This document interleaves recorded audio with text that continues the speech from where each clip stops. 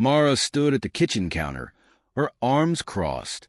The light caught her wedding ring, which she twirled absent-mindedly. The gesture was casual, too casual for what she was about to say.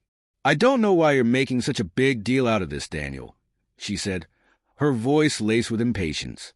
"It's just that I want more. It's not like I'm asking for a divorce." Daniel sat across from her at the kitchen table, his hands folded in his lap, fingers intertwined.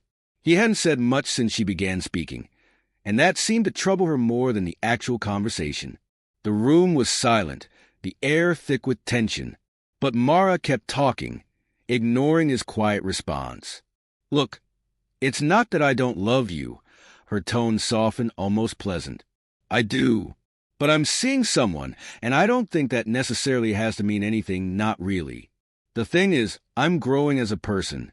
I thought you, of all people, would understand that." Daniel still didn't speak. His eyes remained fixed on her, dark and steady.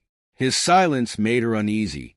Daniel had always been so polite, so dependable, never putting his own needs above hers, never pushing when she needed space.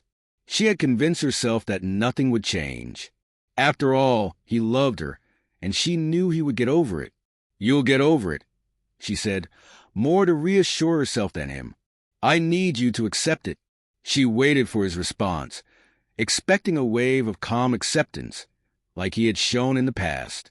But Daniel remained silent, unmoving, his lips pressed into a tight line, his gaze unreadable. "Just go," he said finally, his voice quiet but steady. There was no anger, no resentment, just 2 words spoken calmly. Mara was momentarily thrown off balance, but it lasted only a second. "I knew you'd come to your senses," she said with a relieved smile. Glancing at her watch, she added, "I have to go. Aaron's waiting for me. We can talk later if you need to, but I'm glad you handled this so maturely." Daniel didn't move as she gathered her things. She honestly hadn't thought it would bother him much. She believed things were finally going the way she'd hoped. "Goodbye, Mara," Daniel said softly, his voice calm. She paused at the door, gave him a brief glance, smiled uncertainly, and walked away. The sound of her heels on the stairs faded into the darkness. For a long time, Daniel sat in the empty kitchen, listening to the silence of the house around him. Then, slowly, he began to prepare. He walked to their bedroom, opened the closet, and pulled out a suitcase he hadn't used in years. He began packing only the essentials: clothes, a laptop, important documents. Not much else was necessary. He was preparing to leave. He glanced around the bedroom. Her wedding dress, inherited from her grandmother, was neatly packed away in the closet. The bedroom set, passed down from her grandfather, was her pride and joy. It was perfect. He continued his task. It didn't take long.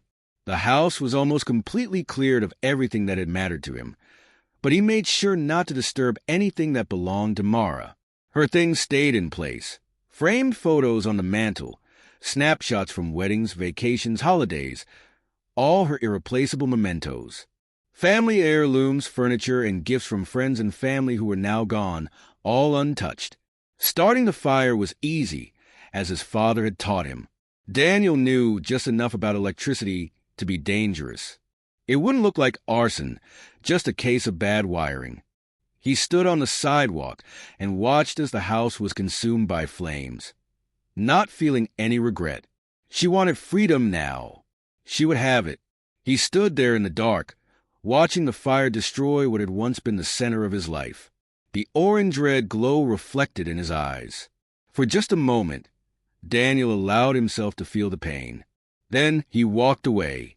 Mara had no family here now. She had no home either. Daniel wondered if her boyfriend would take her in. Probably not. Sophia, Aaron's wife, wasn't likely to forgive her either.